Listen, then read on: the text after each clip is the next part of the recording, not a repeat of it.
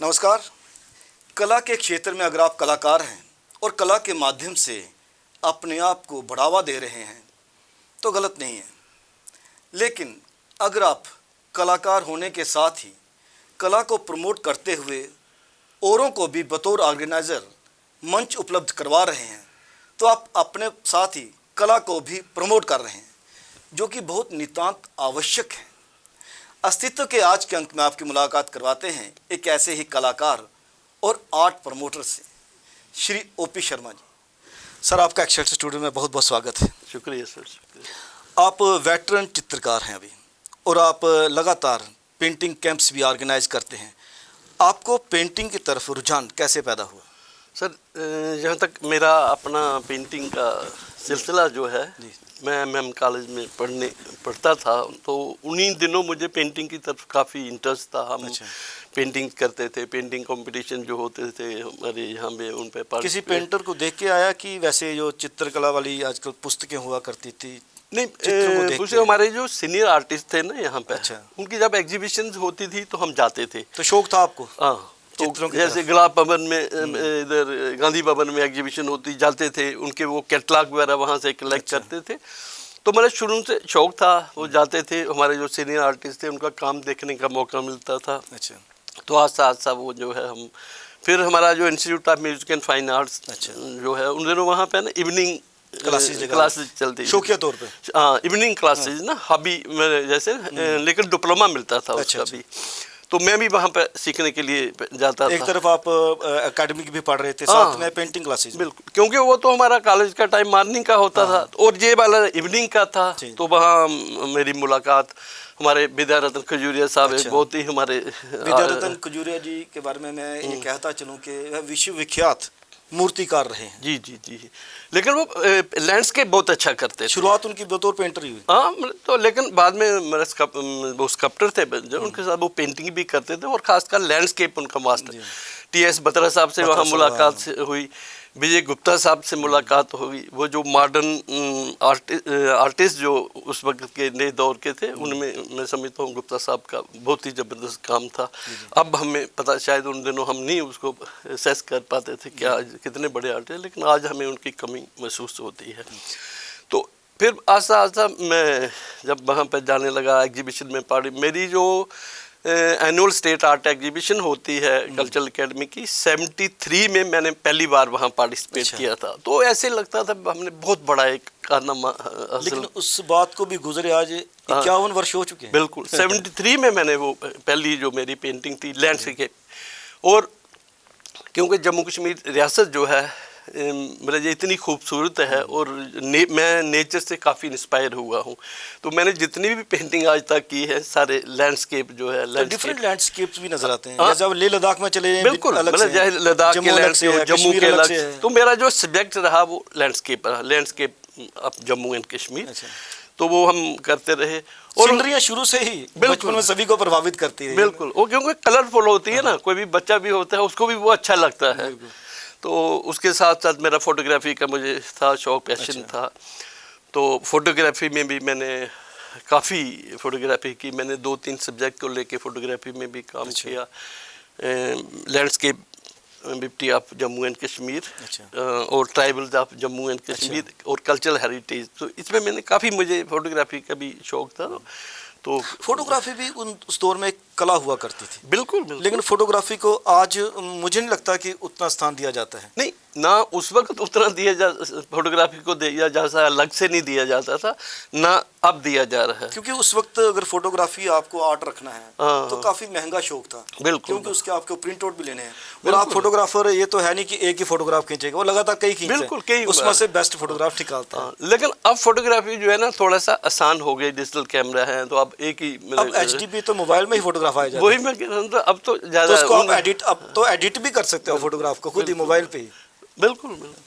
तो मेरा जो पेंटिंग था, तो उसका सिलसिला मैंने पूरे, मतलब जैसे जितनी भी एकेडमीज हैं, चाहे अमृतसर पंजाब की बात करें, थ्रू आउट इंडिया आपने थ्रू आउट इंडिया, खासकर नेशनल ललित कला अकेडमी, वहाँ पे सिलेक्शन ही बहुत मुश्किल होता है। ललित कला अकादमी को सबसे बड़ी अकादमी कहा जाता है जी पेंटर के लिए। हाँ। जहाँ पे अगर आपको एग्जिबिट करनी है पेंटिंग। हाँ, पेंटर हो, स्कल्पटर हो, विजुअल आर्ट की जितनी भी फॉर्म्स हैं तो ललित कला में वो तो बहुत से मरहलों से गुजरकर वहाँ तक पहुँचा पे जाता है। जाना है, तो मेरा वहाँ भी काम सिलेक्ट हुआ। अच्छा। तो बाकी मतलब मध्य प्रदेश, कर्नाटका, काफ़ी स्टेट में मैं काम भेजता रहा। फिर तो एक रेगुलर हमारा होता था ना, जहाँ भी एग्जीबिशन हो भेजो जी काम। सर उस दौर में कितना मुश्किल रहा है किसी एग्जीबिशन में पार्टिसिपेट करना, क्योंकि तब मोबाइल इतने थे नहीं, मोबाइल थे ही नहीं पहली बात। फोटोग्राफ के माध्यम से आप डिस्प्ले नहीं कर पाते, उस तक वहाँ तक पहुँच नहीं सकते। आपको ओरिजिनल वर्क ही वहाँ पे लेके जाना है। ओरिजिनल वर्क ही लेके तो कॉस्टली भी, यहाँ एक तो मीडियम ऑफ एक्सप्रेशन बहुत कॉस्टली है। बिल्कुल बिल्कुल, वहाँ तक पहुँचना बहुत कॉस्टली है। वहाँ काफ़ी मतलब मुश्किल होता था, उसको पैकिंग करो। मतलब हमारा तो उस वक्त ऐसे होता था ना, जैसे बड़ा कोई ज़बरदस्त आप असाइनमेंट पे है, जैसे पेंटिंग भेजनी है, उसको प्रॉपर फ्रेमिंग होनी चाहिए, प्रॉपर उसकी खराब भी ना हो जाए, खराब ना हो जाए, फिर उसको भेजना है, फिर अच्छा वो सिलेक्शन होती है नहीं होती, फिर वो वापस वहाँ से लानी है। मतलब काफ़ी एक्सपेंसिव भी था वो, लेकिन वो कहते हैं कि शौक की कोई मूल्य नहीं है, कीमत नहीं होती, और उसमें बहुत सेटिस्फेक्शन मिलती थी। और ये मैं अपना जो काम था वो करता रहा, पार्टिसिपेट एग्जीबिशन में। और बहुत से हमारे जो मैंने जिनके नाम आपको बताया, सबसे ज़्यादा मैं तरलोक कौल साहब हैं हमारे एक आर्टिस्ट, कश्मीर से हैं लेकिन आजकल तो जम्मू में ही माइग्रेशन से। उनकी पेंटिंग से मैं बहुत इंस्पायर प्रभावित हुआ, और उनसे जो उनका नॉलेज है, उनका वो पूरा मतलब कि उनको ज़बरदस्त कमांड था। मैं जी.आर. संतोष साहब से भी मिला हूँ, उनकी भी पेंटिंग देखी मैंने दिल्ली में जब वो रहते थे। कौल साहब तो श्रीनगर में थे, उनसे काफ़ी लोग जितने भी सीनियर आर्टिस्ट हैं उन सब हमने काम जो है देखा, उनसे सीखा। तो आज शायद उन्हीं की वजह से हम जहाँ तक पहुँचे हैं। मैंने जब ये अपना पेंटिंग का मैंने अपनी सोलो शो भी किए, कला केंद्र में भी किए, और मेरे जैसे ना 30 पेंटिंग कम से कम चाहिए एक सोलो शो करने के लिए। तो मैंने यहाँ भी किया, अमृतसर में किया, काफ़ी जगह पे फिर सोलो शो किए, क्योंकि अब एग्जीबिशन जो होते हैं उसमें एक दो पेंटिंग ही मांगते हैं, वो वहाँ से इनवाइट करते हैं। ग्रुप शो में तो एक दो पेंटिंग ही लगेगी आपकी। तो वो हमने शुरू किया। 2000 की बात है कि हम कुछ आर्टिस्ट और बड़े बड़े हमारे जिन्हें हम उस्ताद मानते हैं, तो लोकल साहब थे, मोहम्मद यूसुफ टैंक साहब थे, जफर मनाज थे, और हमारे एक फाउंडर प्रेसिडेंट जो हमारी एक जो एनजीओ है जिसमें मैं एनजीओ भी चला रहे हैं, एनजीओ का डायरेक्टर, आर्ट को प्रमोट करने के लिए। आर्ट, कल्चर, लिटरेचर तीनों, लेकिन हमारा मेन फोकस जो है वो विजुअल आर्ट को है, क्योंकि विजुअल आर्ट पे ना जो मतलब होना चाहिए था, जो विजुअल आर्ट को अपनी जगह मिली, वो नहीं मिल पाई। मेरी ये पर्सनल फीलिंग है। जैसे मैंने शुरुआत में भी ये बात साझी की कि अगर आप सिर्फ अपने आप को प्रमोट करते हैं तो घर बैठ के पेंटिंग कीजिए, साहित्य लिखिए, लेकिन अगर आप एक मूवमेंट के साथ जुड़ना चाहते हैं तो फिर आपको एक ऑर्गेनाइजर के तौर पर भी जिनको मंच उपलब्ध नहीं हो पा रहे उन्हें मंच भी उपलब्ध करवाना है, जो आप एनजीओ के माध्यम से करवा भी रहे हैं। 2000 में तो हम काफ़ी लोग एक दिन बैठे थे कहीं, तो हमने बोला यार ये जैसे कल्चरल एकेडमी है, वो साल में एक एग्जीबिशन करती है और कभी नहीं भी करती है, नहीं होती है, एलिजिबल है वो, तो एक करने की भी क्या ज़रूरत है। मैंने कहा वो तो मतलब फॉर्मेलिटी के तौर पे एक की जाती है। हाँ, तो हम क्यों ना, मुझे टैंक साहब कह ले यार ऐसे बातें करते रहे तो कुछ करो ना, करके दिखाओ कुछ। मतलब तो लोग कौन साहब है यार इसके एकेडमी के पीछे क्यों आप बात करते हो, आप खुद एक एकेडमी बनाओ और काम करो। तो हमने सोचा एक एनजीओ बनाएंगे। तो उसमें जितने भी हमारे एक सलीम बेग साहब होते थे डायरेक्टर जनरल कल्चर, वो भी हमारे मतलब दोस्तों में थे। तो हमने सबसे डिस्कस किया, तो हमने 2000 में एक एनजीओ जो थी वो फ्लोट की, और उसकी शुरुआत हमने विद्यारत्न खजूरिया साहब के घर से शुरू की हमने। मैं चाहूँगा कि आप उस एनजीओ का नाम भी दर्शकों के साथ साझी करें। हमारा जो ये एनजीओ है इसका नाम है Jammu and Kashmir centre for creative arts. तो आज 25 साल हो गए हैं इस एनजीओ को चलते हुए। इस साल हम उसकी मतलब ना सिल्वर जुबली मना रहे हैं इस एनजीओ की। इस एनजीओ में हमने अपनी स्टेट के ऑलमोस्ट सभी आर्टिस्ट जो थे, खासकर यंग जनरेशन के लोग, उनको हमने एग्जीबिशन में पार्टिसिपेट करने के लिए मतलब वो मौका दिया। उनका मतलब एग्जीबिशन की, हम एग्जीबिशन करते हैं, सेमिनार करते हैं, नेशनल कैंप करते हैं, इंटरनेशनल एग्जीबिशन के, क्योंकि आप जो नेशनल कैंप करते हैं उसमें बहुत से पेंटर बाहर से आकर भी पार्टिसिपेट करते हैं। बिल्कुल सर, इस वक्त जो हमारी ये centre Jammu and Kashmir centre पर, इसके 3000 एसोसिएट मेंबर हैं। अच्छा। हाँ, ऑल ओवर इंडिया। बिल्कुल। हाँ, और कुछ बाहर के मुल्कों के भी आर्टिस्ट जो है वो हमारे साथ जुड़े हुए हैं, हमारी एग्जीबिशन में पार्टिसिपेट करते हैं। तो हमारा ये कैंप होता रहता है। और दूसरा सबसे बड़ा ये है कि हमने हिंदुस्तान भर में यहाँ के आर्टिस्ट जो है हमारे साथ जो एसोसिएट है इनकी एग्जीबिशन की। अच्छा। गोवा, राजस्थान, मतलब कोई ऐसा स्टेट शायद रह गया होगा जहां हमने अपने जो आर्टिस्ट हैं इनको प्रमोट करने के लिए अगर हमने आपने थ्रू आउट इंडिया भी किया है तो इंडिया बहुत बड़ी कंट्री है। बिल्कुल। अगर यहाँ का स्थानीय कलाकार वहाँ तक पहुँच रहा है, बिल्कुल पहुँचना भी चाहिए। हाँ, अगर आर्टिस्ट है, देखो ना, इसका वहाँ पे काम जाके डिस्प्ले होता है, पेपर में उसको पब्लिसिटी, उसका जो आर्ट है उसकी एप्रिसिएशन होती है, बिकता भी होगा, कुछ पेंटिंग बिकती भी होंगी। तो वही मैं जैसे फाइनेंशियल सिक्योरिटी कितनी आवश्यक है। बिल्कुल। जैसे कि अगर आप पेंटिंग कर रहे हैं तो आपका कैनवस कोई आसान नहीं है, कैनवस बनाना बहुत महंगा काम है, बहुत महंगा, कलर्स बहुत महंगे आजकल, कैनवस, फिर एग्जीबिशन में भेजना, फिर अपना टाइम। तो आर्ट प्रमोटर की अगर बात करें तो जम्मू में कोई आर्ट प्रमोटर हैं, एनजीओ अगर आप चला रहे हैं तो वो अलग सी बात है, लेकिन क्या आर्ट प्रमोटर हैं जो आर्ट खरीदें कलेक्शन के लिए? ऐसा सर बड़ा रेयर है। तो फिर सर्वाइवल क्या है आर्टिस्ट का? देखिए, जो आर्टिस्ट है ना, एक आर्टिस्ट को जुनून है कि मैंने अपना जो काम है वो करना है। जहाँ तक सिलसिला है इसका कि वहाँ सेल का बड़ा रेयर सेल होता है, वो भी इसलिए नहीं कि वो आर्ट प्रमोटर हैं, वो इसलिए है कि वो लोग हमारे सर्कल में हैं। तो जब एग्जीबिशन होती है हम उनको फ़ोन मारते हैं, भाई आओ एग्जीबिशन देखो, कोई पेंटिंग थोड़ी मदद कर देते हैं। तो मतलब एक ये नहीं कि वो आर्ट को प्रमोट कर, वो इसलिए करते हैं कि चलो इनकी एनजीओ जो हमारे मुलायजा जिसे बोलते हैं। बस बस। तो कुछ पेंटिंग सेल होती हैं, क्या नाम इसका, हमारा अमृतसर में अच्छी हमारी सेल अच्छी होती है।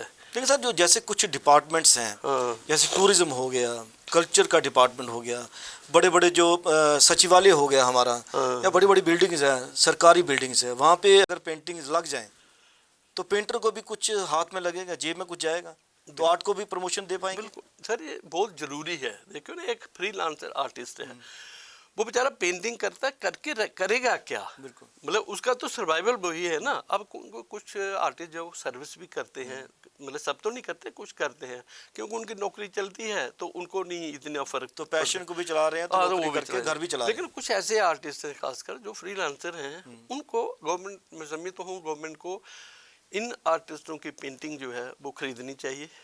और हमारे जैसे अब बात की हमने टूरिज़्म, हमारे बहुत से टूरिज़्म के सेंटर हैं, सेक्रेटेरिएट है, और भी डिपार्टमेंट्स जो है, तो वहाँ पे जाके तो उनकी पेंटिंग जो है खरीदनी चाहिए। आर्टिस्ट का जो काम, एक तो काम उसका सेल होगा, उसको भी तो उसका फ़ायदा होगा, और दूसरा जम्मू कश्मीर के आर्टिस्टों का काम जो है वो प्रमोट होगा। एक और बात सर मैं आपसे जानना चाहूँगा कि जैसे स्मार्ट सिटी का प्रोजेक्ट चल रहा है। जी जी।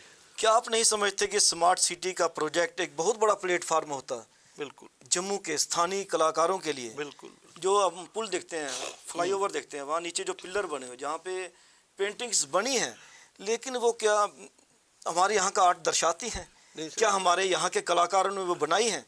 सर वो बहुत ही अनफॉर्चुनेट है, पता नहीं गवर्नमेंट की। फिर एक्सपोजर आप आर्टिस्ट को कहाँ देंगे? बिल्कुल, देखो ना, वो जो हमारी जितने भी पेंटिंग की हम बात कर रहे हैं, जो पिलर्स में, वहाँ पर जम्मू कश्मीर का जो आर्ट है वो दर्शाना चाहिए। जम्मू कश्मीर में जो फ्लाईओवर के नीचे पिलर बने हैं या दीवारें हैं, वहाँ पे जम्मू नजर आना चाहिए ना। बिल्कुल, जम्मू की जो मतलब हेरिटेज हमारा जो है, और वो काम जो है वो जम्मू के आर्टिस्टों को मिलना चाहिए, ताकि उनकी रोजी रोटी भी चलेगी और अपना टैलेंट जो है वो अपना कहीं ना कहीं डिस्प्ले। देखिए ना सर, अगर कोई मुंबई से आता है, मराठी यहाँ पे आता है, वह अगर आपके पुल के नीचे से गुजरता है तो उसको नजर आना चाहिए। अगर वो वीडियो भी बना रहा है आजकल मोबाइल के माध्यम से, तो दिखना भी चाहिए सोशल मीडिया के पे ही वो कहाँ से गुजर रहा है। बिल्कुल। जब तक आपका रीजनल फोक आर्ट या जहाँ का रीजनल आर्ट नहीं दर्शाया जाएगा, फोक आर्ट हो, हमारा बसोली हो, दूसरा जो है ना हमारा यहाँ का, और काम जो है वो यहाँ के आर्टिस्ट जो है उनको मौका मिलना चाहिए। एक तो उनको फाइनेंशियली हेल्प होगी, और यहाँ का जो आर्ट है वो भी बाहर के जो हमारे विजिटर हैं उन तक प्रमोट होता है। अगर कोई बाहर का विजिटर आता है वो क्या देखेगा इधर? मतलब अगर आपने आपने पिलर पे चाइनीज मैं वही कह रहा हूँ लड़कियां बना दी हैं वहाँ पे, फुटबॉल खेलते हुए छोटे छोटे बच्चे बना दिए, वो कापी है सारा, वो कापी है, कहीं ना कहीं वो आपको नजर भी आएगा। मैं एक तो कापी है, पर उसका हमारे इस मतलब जम्मू के हेरिटेज के कल्चर के साथ क्या लेना देना है। मतलब बाहर के अभी देखो हम जब अगर जैसे मतलब डांसेस का ही हम बात करें, हम अपनी उस पर ना, तो जम्मू कश्मीर का जो है ना वो वहाँ डिपेक्ट करना चाहिए ना कि वैसे जो भी आया कर दिया कोई। मतलब वहाँ पे पता नहीं क्या, ये हमारे ऑफिसर जो है उनको कम से कम कोई एक कमेटी बनानी चाहिए जो उनको गाइड करे, बताए भाई जो आप करें ठीक है करो, बाकी लेकिन मतलब आप क्या इस पर दर्शाना चाहते हो वो तो पता हो, कंसेप्ट क्लियर होने चाहिए। और ऑफिसर भी जो है वो भी इतना इंटरेस्ट नहीं लेते हुआ यार, तो चल रहा है। टेंडर सिस्टम से क्या आर्ट को बचाया जा सकता है? क्योंकि टेंडर तो ओपन है, देखो ना कोई भी डालेगा। नहीं वो बात ठीक है, मगर देखो इन चीज़ों में टेंडर जो है ना, बेशक का टेंडर बेशक कोई भी डाले, लेकिन जब एग्जीक्यूशन की बारी आती है तो उसमें एक एडवाइजरी कमेटी रहनी चाहिए कि क्या एग्जीक्यूट करना है। और दूसरा टेंडर ठीक है, लेकिन टेंडर भी अगर करते हो मगर हमारा जो आर्ट है वही अगर टेंडर से भी हो तो हमारा जो आर्ट है, हमारा हेरिटेज है, वही तो वहाँ रिफ्लेक्ट होना चाहिए ना। मैं नहीं जो भी आया वो उसमें कर दिया। प्री कंडीशन होनी चाहिए कि जो आप डिस्प्ले करोगे या लगाओगे या क्रिएट करोगे वो होना रहना चाहिए। मतलब वो हमारा हेरिटेज जम्मू कश्मीर का उस पर रिफ्लेक्ट करना चाहिए। और एक कमेटी होनी चाहिए जो वहाँ पे असेस करे भाई, जो अगर मतलब जो करने वाला ठेकेदार भाई मैं ये करना है, वो देखे भाई तू कर क्या रहा है। शायद ये नहीं है कि जो भी आया किया और बस ओके रिपोर्ट मिलनी चाहिए। हाँ मतलब एक तो एडवाइजरी कमेटी, एक्सपर्ट कमेटी हो, और दूसरा अगर टेंडर है लेकिन उनको इंस्ट्रक्शन होनी चाहिए कि ये हमारा जो है जम्मू कश्मीर का हेरिटेज जो है इस पर दिखना चाहिए। क्योंकि ये बसोली पेंटिंग अगर करते हैं सर उसमें टाइम लगता है ज़्यादा मतलब, तो ये क्योंकि ये ठेकेदारी वही सिस्टम जो है वो बस किया जो भी आया किया, वो भाई फिर फ़ायदा क्या है करने का फ़ायदा नहीं है। फिर उन पेंटिंग का क्या फ़ायदा है अगर मतलब वो जम्मू का कल्चर ही उस पर डिपिक्ट ना करे। तो बेहतर है कोई भी कलर कर दो आप, बस मतलब ज़्यादा अच्छा नज़र आएगा। हाँ अगर आप जो कि मॉडर्न आर्ट है जो मर्जी किया कर दिया तो कोई, क्योंकि कोई अकाउंटेबिलिटी ये जो है ये तो हमारा रियलिस्टिक जो हमारा काम है हेरिटेज का वो इन पिलर्स वगैरह में होना चाहिए, मैं समझता हूँ। आप क्या समझते हैं कि जो नए पेंटर नौजवान पीढ़ी के लोग पेंटिंग की तरफ आना चाहते हैं उनको क्या आप संदेश देंगे कि इसे एज प्रोफेशन रखें, इसे एमेच्योर रखें? नहीं देखिए, नौकरी भी करें उसके साथ ही अपना जुनून भी पालें। देखो अगर क्योंकि फाइनेंशियल सिक्योरिटी बहुत मैटर करती है आर्टिस्ट की। अगर नौकरी हो और ये आपका अगर पैशन है, हॉबी है तो बहुत अच्छा है। अगर आप फ्री मतलब इंडिपेंडेंट आप समझते हो इस पर तो मतलब बहुत मुश्किल है, बहुत मतलब आपको स्ट्रगल करना है। ऐसी बात नहीं, बहुत से कुछ यहाँ से आर्टिस्ट निकले हैं अच्छे भी, वो उन्होंने मगर उसके लिए बहुत पहले तो प्रोबेबिलिटी बहुत कम रहती है, बहुत कम है। आपको मतलब पैसा चाहिए, पहले आप जैसे MFA करनी है, बाहर ट्रेनिंग करने के लिए जाना है, फिर आपको वो लेकिन अगर आपको जॉब के साथ साथ जॉब सिक्योरिटी हो तो वो ज़्यादा है। और मैं समझता हूँ हमने पहले भी कई प्लेटफार्म पे मैंने मुफ्ती साहब से भी एक बार मीटिंग थी, वहाँ मैंने एक कैंप किया था पहलगाम में। तो वहाँ पे लैंडस्केप का मुफ्ती साहब ने कहा था कि वहाँ एक कैंप करो, तो हमने एक कैंप किया। तो मैंने मुफ्ती साहब को कहा सर देखो ये जो आर्ट टीचर होते थे स्कूल्स में उनका होना बहुत ज़रूरी है, क्योंकि वहीं से बेसिकली बचपन में वहीं से आर्ट की तरफ रुझान बढ़ता है। क्योंकि अब तो इन्होंने गवर्नमेंट ने किया है ना कि नहीं जी कोई आर्ट मतलब टीचर है नहीं किसी भी मतलब गवर्नमेंट स्कूल में, तो कोई आर्ट टीचर है नहीं। तो हमने मुफ्ती साहब को कहा था, कोशिश भी टेकअप भी किया था। तो गवर्नमेंट नेम साहब उस वक्त एजुकेशन मिनिस्टर थे, उनसे भी टेकअप किया, मगर आपको पता है गवर्नमेंट सरकारी जो फैसला।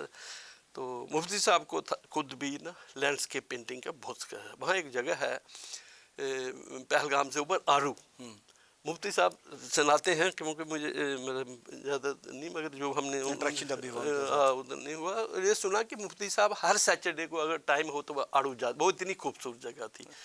तो उन्होंने कहा था कि आड़ू में कैंप करो। वहाँ फिर कैंप किया हमने टूरिज़्म डिपार्टमेंट की तरफ से, मैं उसका कन्वीनर था।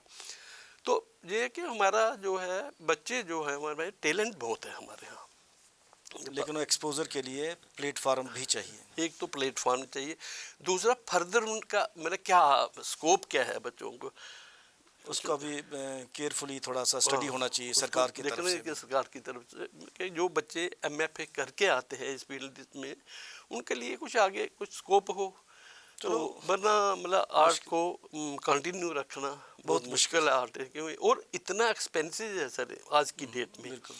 कलर, कैनवस, ब्रशेस, मतलब काफ़ी एक्सपेंसिव है। जब तक वही बात है, जब तक फाइनेंशियल हेल्प नहीं हो पाएगी तो हम आर्ट को ना तो प्रिजर्व कर पाएंगे, नहीं, ना ही बेहतर ढंग से प्रमोट कर पाएंगे। नहीं, जब तक हमें पूरी मतलब होगा फैसिलिटीज नहीं नहीं मिलती हैं। तो गवर्नमेंट की जो है वो पॉलिसी होनी चाहिए कि आर्ट को, और खासकर जो आपने पॉइंट यहाँ पे रेज किया ये पिलर्स वाला जो ये ना, बड़े बड़े प्रोजेक्ट है ना, वहाँ पे अगर आर्टिस्ट को काम मिलता है तो हाँ। बहुत से आर्टिस्ट को काम मिलता है, बहुत से आर्टिस्ट को फाइनेंशियली हेल्प भी होती है। बिल्कुल, देखो ना जो वहाँ वही, और खासकर जो आर्टिस्ट ना बेचारे सिर्फ इसी पे सर्वाइव करते हैं, मतलब फ्रीलांसर, उनको ये काम जो है वो मिलना चाहिए। चलो उम्मीद करेंगे सर कि अब नेक्स्ट टाइम जब भी सरकार कोई ऐसा बड़ा प्रोजेक्ट उठाती है तो लोकल आर्टिस्ट के हितों को भी ध्यान में रखेगी। आप एक्सेलरेटर स्टूडियोज में आपका बहुत बहुत धन्यवाद। शुक्रिया सर। अस्तित्व के इस अंक में आपने बातचीत सुनी वेटरन पेंटर और ऑर्गेनाइज़र और जो एनजीओ भी चलाते हैं श्री ओपी शर्मा जी से। उन्होंने कहा कि अगर आप पेंटिंग को अपने जीवन का हिस्सा बनाना चाहते हैं, एक पैशन की तरह लेना चाहते हैं, तो कोशिश कीजिए कि इसे अमेच्योर लें, लेकिन साथ में ही आपका प्रोफेशन कुछ और भी हो तो आपका घर बेहतर चल पाएगा। और मीडियम ऑफ एक्सप्रेशन काफ़ी महंगा है, वह भी आप बिना सोच के फिर ज़्यादा टेंशन लिए हुए आप पेंटिंग की तरफ जो आपका रुझान है उसे भी पूरा कर पाएंगे। कैमरा पर्सन करण सिंह के साथ राजेश्वर सिंह राजू को अब दीजिए इजाज़त। नमस्कार।